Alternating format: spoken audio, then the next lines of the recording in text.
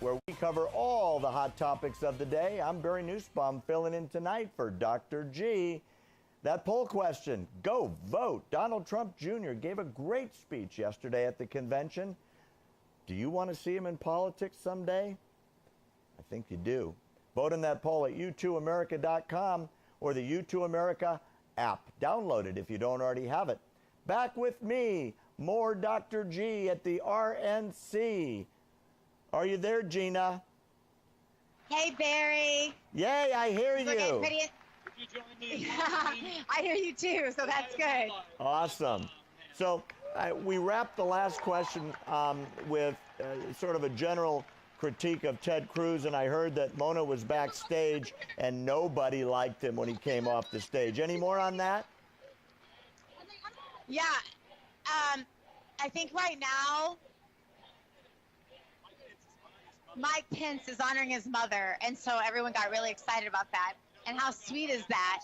He also wanted to clarify that although he has so many accolades, the only ones that matter to him are Christian, conservative, and Republican. I thought that was pretty special. Wow, a little bit different from what we just heard. Were you there for Marco Rubio today, G? The best thing that ever happened. We had a little speech from Mark. It was up on a screen, so it wasn't like he was live here. And I have not seen him backstage anywhere. Every day I see, I know who the lineup is going to be because I know that I see them behind the scenes, and I have not seen him here. I don't believe he's here. Got it. Tell me, our poll question tonight is about Don Jr. What'd you think of Eric's speech tonight? It's funny, I kind of lean away from dynasties in general, but I do think that the Trump family has so much talent and ability. We'll just have to see. It depends on, I think, if Mr. Trump is elected and goes through those years, then I think that the kids will be judged for whatever he does. And if well, then I wouldn't see any reason at all why one of them wouldn't run for president one day. You know, it's interesting that the theme that seems to revolve around the Trump kids is a couple things. First, they're great kids. They're very bright. They're attractive. They're articulate. They're very well spoken. But, you know, there's the old conservative value that if the kids turned out really well, the parents must have done something right. And I think that theme is starting to soak in because each of the kids not only talks about the things they believe in, the things their father believes in, but also the influence the father had on bringing them up. What do you think? That's why I joined this campaign in a heartbeat. Yeah, I think that's one of the greatest assets of this family is that they have each other. They have such a close-knit bond. You know, so often in politics, when you are alone, you're so alone. No one really knows how you feel. You may have your wife there, but to have that kind of support system behind him, I honestly think it's one of his secret weapons to his campaign. I agree with you. I agree with you. Let's talk about the big news of the morning. It was all over The View, if you can believe it. Melania's speech supposedly had certain themes lifted out of Michelle Obama's speech from 8 years ago, which supposedly had parts of that speech lifted out of somebody else's previous speech. What are the conversations within the arena? Anybody talking about Melania's speech today?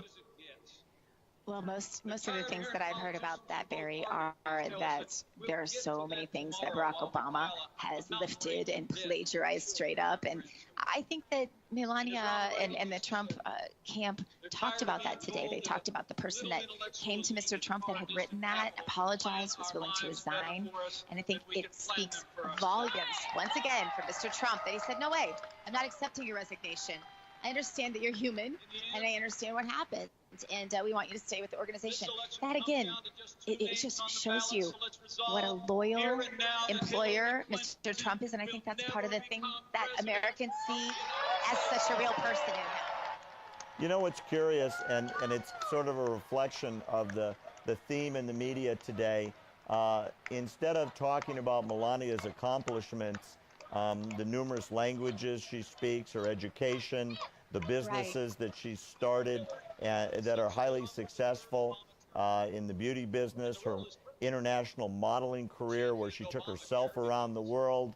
The story, at least in the morning talk shows, was all about a couple of lines that might or might not have been similar to Michelle Obama's speech of 8 years ago. It's a reflection, I think, of the slant of the media. Would you agree? Yeah, and I think you really have to ask yourself, like, is that the best you got? I mean, for real, that's the best you've got on the Trumps right now? Because we have Hillary's email scandal, we have Benghazi, we have all of her lies, we have all of the Clinton deceptions, and they are worried about whether, what was it, 52 words out of 1,400 looked like somebody that she said she liked her speech. And she's admitted that. So I find that fascinating. Yeah, I think it's a non-story, and I think you're right. If that's the best they can do, that's not a lot. Hey, were you with Sheriff David Clark earlier today? Did we see that accurately in the media? And roads and health care. Gina? I'm being told we are supposed to go to our vice presidential candidate who just accepted the nomination. So I think we're supposed to go to that feed. That's what I'm being told. Okay, well, we got to listen to the producer that's back at your side. We'll go to Mike Pence for a minute. Let's see what he has to say.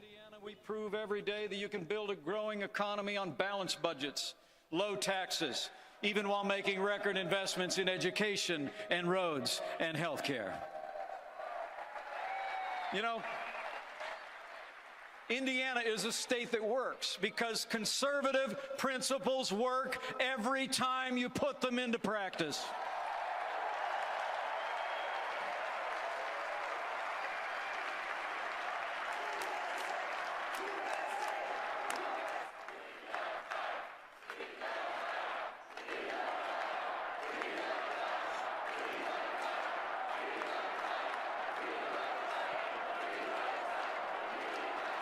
Now today, while the nation suffers under the weight of $19 trillion in a national debt, we in Indiana have a $2 billion surplus, the highest credit rating in the nation, even though we've cut taxes every year since I became governor 4 years ago. We have fewer state employees than when I took office, and businesses large and small have created nearly 150,000 new jobs, and there's more Hoosiers going to work than ever before. That's what you can do.